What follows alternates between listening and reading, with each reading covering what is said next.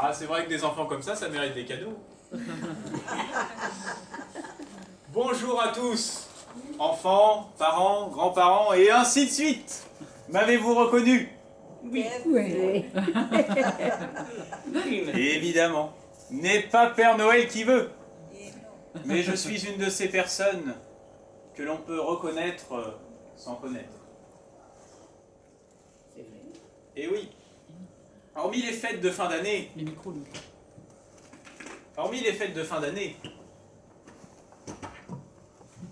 même le Père Noël a besoin d'un micro. Hormis les fêtes de fin d'année, vous n'entendez pas parler de moi. J'essaye de rester discret et de conserver l'anonymat. Je retourne à mes usines de cadeaux et de jouets au pôle Nord et me lance dans une longue production de 12 mois pour offrir l'année suivante de nouveau plein de cadeaux à tout le monde. Mais c'est vrai, je ne fais qu'une seule et unique apparition par an, et encore, c'est la nuit, dans le ciel et à plus de 3000 km/h sur mon traîneau. Donc en fait, vous ne me voyez jamais. En plus de cela, je ne réponds jamais aux interviews, mais aujourd'hui j'ai décidé de faire une exception. J'ai décidé de prendre quelques minutes, de poser mes affaires et de faire une halte, ici, à la résidence Laurent-Antoine. Je me suis dit, allez, pour une fois, je vais répondre à la question que tout le monde me pose. Comment est-ce que je suis devenu Père Noël? Ouais, je suis sûr que vous vous posez tous cette question.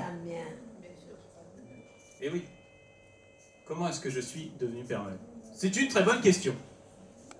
Quand j'avais environ 8 ans, cela fait donc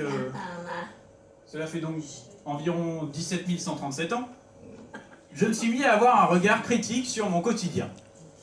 Ma famille et moi-même n'avions pas un cadre de vie facile. À peine sortait-on de notre grotte familiale. De là vient ma voix caverneuse. Et l'on risquait sa vie à la moindre occasion. Si nous passions par la forêt, on risquait de se faire planter par un tigre à dents de sabre, ou encore de se faire mordre par un reptile. Et attention, il y a plus de 17 000 ans, on n'avait pas de système de santé. Hein. Alors, une morsure, et c'était la morsure. Et puis, sinon, si on passait par les plaines, on risquait de se faire aplatir par un mammouth. Et puis, si on passait par les montagnes, entre les rapaces et les loups, il y avait des sacrés cas d'école. Et oui. Alors, c'est vrai que la vie était très dangereuse. Et nous étions plus souvent chassés que chasseurs. Nous avions du mal à manger bien, mais par contre on se faisait bien manger. Voilà, enfin bon. Mais de tous les dangers que je vous ai cités, il y en avait un qui les battait tous.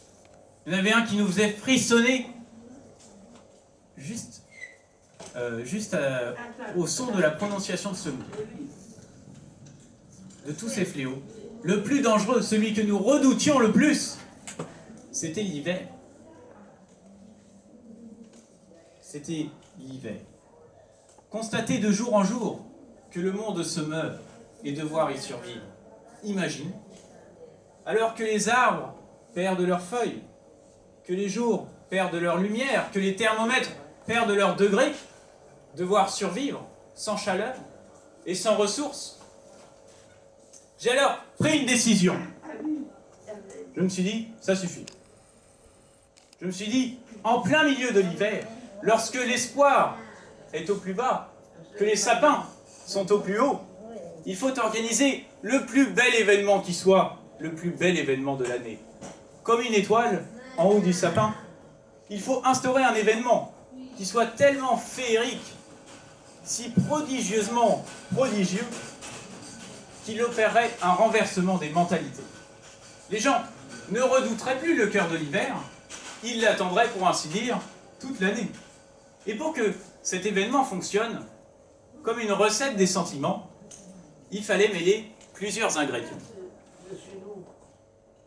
Nous qui n'avions rien à manger l'hiver, il fallait stocker de la nourriture pour faire un repas de fête. Nous qui grelottions l'hiver, nous devions percer un trou dans la cavité de notre grotte pour y faire une petite cheminée. Et ainsi, pour l'événement, je passerai par la cheminée, je passerai pendant le repas, et je ne viendrai pas les mains vides. Ce plus bel événement, ce serait Noël, ce serait mon nom, ce serait moi, ce serait le Père Noël. Et bien sûr, pour que l'événement fonctionne, il ne faudrait pas que je vienne les mains vides, il faudrait que je reparte les mains vides. J'apporterai des cadeaux. Tout le monde recevrait un petit cadeau, un petit truc, fabriqué au cœur de mon usine, qui serait une usine du cœur.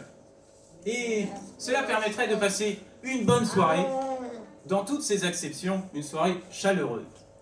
Et cette soirée permettrait de démarrer sur une nouvelle année, sur de nouvelles résolutions et sur de nouveaux espoirs.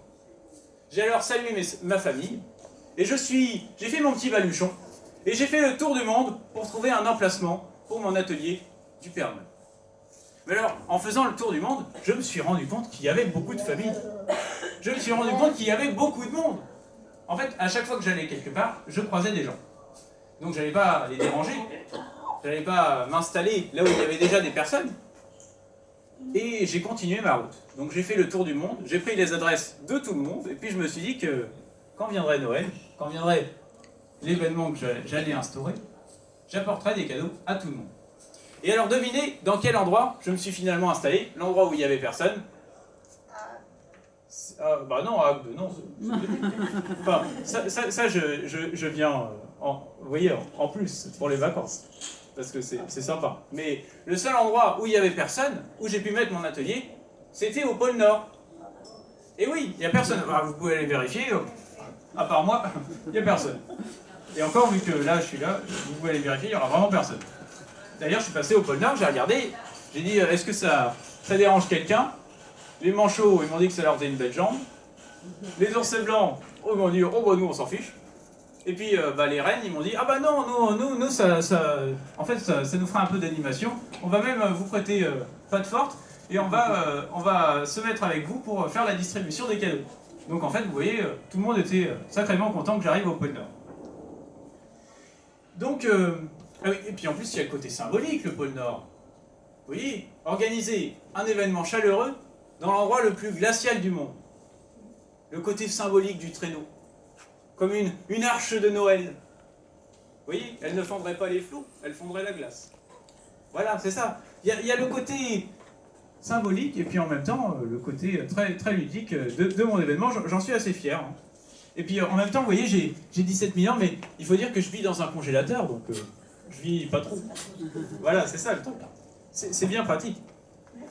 Ah voilà en quelques mots mon destin de Père Noël qui constitue en fait toute ma vie. Donc je vous l'ai résumé rapidement. Et voilà, ça constitue toute ma vie. Mais aujourd'hui plus que jamais, je suis plongé dans le doute et le désarroi. Lorsque sur mon traîneau qui file, je vois le monde qui défile, je suis en plein doute. Car le monde et les personnes qui le constituent ont bien changé ces dernières années. Mon projet de Père Noël, c'était de créer un événement fédérateur, un événement chaleureux. Or, je vois que chaque année, il y a plus de déception, plus de jalousie, plus d'exigence concernant tous les cadeaux que je rapporte. Autrefois, c'était l'intention qui comptait. Aujourd'hui, on compte les intentions.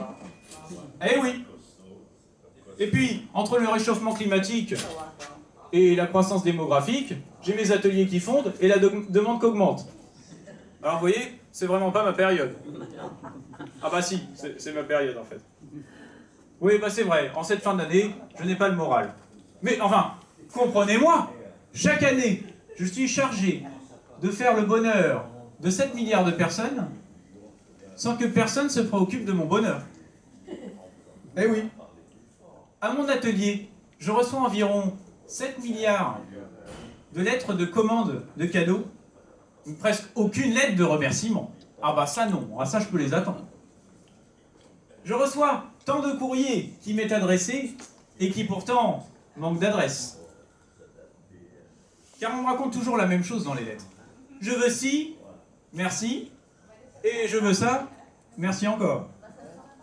Si une gentillesse et une intention, et une bonne intention se formulent, ce ne sont pas des formules.